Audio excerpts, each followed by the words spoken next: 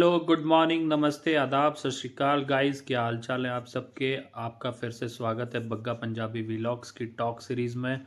और talk series में आज का जो टॉपिक है वो बहुत ही रोंगटे खड़े कर देने वाला है। आज ऐसी कहानी मैं आपको सुनाने जा रहा हूँ जिससे सुन के आपके होश उड़ जाएंगे, क्योंकि ये सचमुच एक बहुत ही दर्दनाक दास्तान है 13 साल की एक लड़की की। इस कहानी को सुनने से पहले, ये कोई कहानी नहीं है, ये अभी थोड़े दिन पहले, चंद दिनों पहले की एक सच्ची घटना है। एक घटना जो उत्तर प्रदेश के एक शहर में होती है। उस शहर का नाम मैं आपको नहीं बता सकता कि कुछ निजी कारणों से इन चीज़ों को गुप्त रखना पड़ता है। ये जो सच्ची घटना हुई है इसके बारे में बाद में बात करेंगे। सबसे पहले बात करते हैं आज के लाइफस्टाइल की। आज की जो युग है, आज की जो यंग जनरेशन है, वो किस तरीके से बर्बाद हो चुकी है, किस तरीके से अपने जीवन को वो व्यर्थ कर रहे हैं मोबाइल के चक्कर में।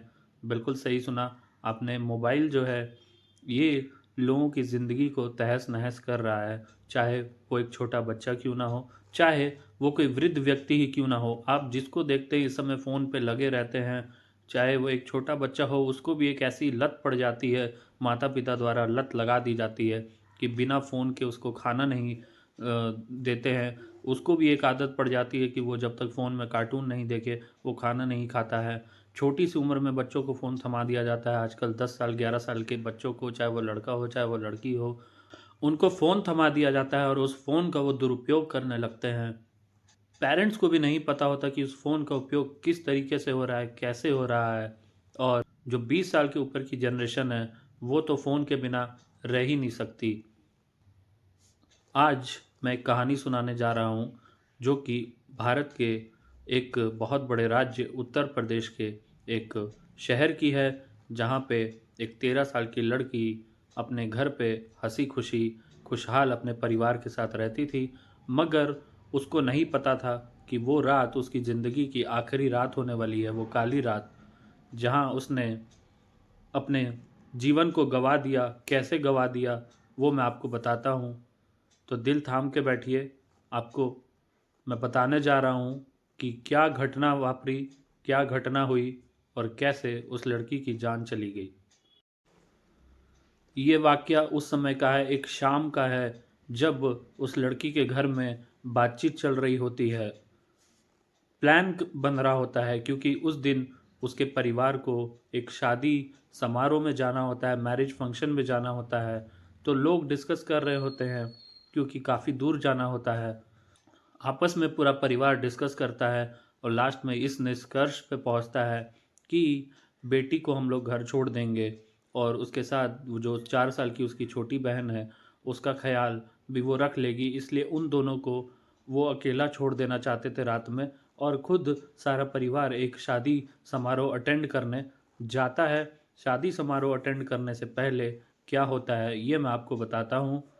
वो लड़की, जी हाँ, आपने सही सुना कि उस लड़की के लगातार बॉयफ्रेंड्स थे, फ्रेंड्स थे। वो अपने बॉयफ्रेंड बदलती थी, या जिसको सुन के आप शायद भरोसा नहीं कर पाएंगे, 13 साल की उम्र में उस लड़की को सेक्स की लत लगी हुई थी। बिल्कुल सही सुना आपने, 13 साल की उम्र में, क्योंकि वो इस काम को पहले से कर चुकी। तो उस लड़की का भी एक बॉयफ्रेंड था और उसके मन में यही आया कि क्यों ना आज की रात अगर मेरा परिवार बाहर जा रहा है तो मैं उसे घर पे बुला लूं। और वो लड़की अपने फ़ोन से अपने बॉयफ्रेंड को फ़ोन कर देती है और उसका बॉयफ्रेंड इस चीज़ को सुन के बहुत खुश होता है। वो न जाने क्या क्या प्लान करने लगता है। बॉयफ्रेंड को तो समझ में नहीं आ रहा था कि क्या करे, इसलिए उसने अपने दोस्तों के साथ संपर्क किया। दोस्तों को बताया कि आज मेरी गर्लफ्रेंड ने मुझे ऐसा फ़ोन किया है और वो अपने घर पे बुला रही है, तो मैं क्या करूं। तो उसके जो दोस्त होते हैं, आप खुद सोच सकते हैं कि 13 साल की लड़की का जो अगर बॉयफ्रेंड होगा तो वो कितने ही साल का होगा। एक 20 साल से उम्र का लड़का वो अपने दोस्तों के पास जाता है और उसके दोस्त उसको ये सलाह देते हैं कि जाओ भाई, ऐश करो, अय्याशी करो, आज की रात तुम्हारी है। और हाँ, जाने से पहले मेडिकल स्टोर से कुछ दवाई ज़रूर ले लेना और वो लड़का मेडिकल स्टोर पे जाता है और अपने दोस्तों द्वारा दी गई सलाह पे एनर्जी बढ़ाने वाली दवाई खरीद लेता है और वो एक की बजाय 2-3 टैबलेट खरीद लेता है। जब रात होती है, जब उसके घर वाले चले जाते हैं, तो वो लड़का लड़की के घर आता है और जाने अनजाने में उसे खुद समझ में नहीं आता है, वो एक साथ जितनी भी टैबलेट होती है वो खा लेता है। इसके बाद क्या नज़ारे होते हैं घर के, आप खुद सोच सकते हैं कि रात में लड़का और लड़की एक दूसरे के साथ संबंध बनाते हैं और जो लड़का होता है वो उसकी छोटी बहन के सामने ही उसकी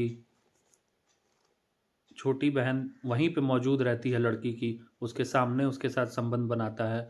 वो लड़की, छोटी-सी लड़की, बच्ची कुछ समझ में नहीं पाती कि ये क्या हो रहा है और इसके बाद एक के बाद एक लगातार 2 से 3 बार उसके साथ, लड़की के साथ सेक्स करता है और लड़की उसको, बहुत ही ठंड का दिन होता है, अभी कुछ दिन पहले की बात है। वो लड़की कहती है कि मुझे ठंड लग रही है। पहली बार जब ये चीज़ हो जाती है उसके बाद वो चाहती है कि वो कपड़े पहन ले।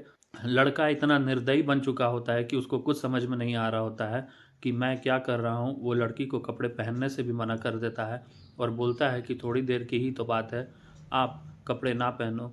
और उसको मजबूरीवश कपड़े नहीं पहनती है वो और इसी अवस्था में, अर्धनग्न अवस्था में लेटी रहती है।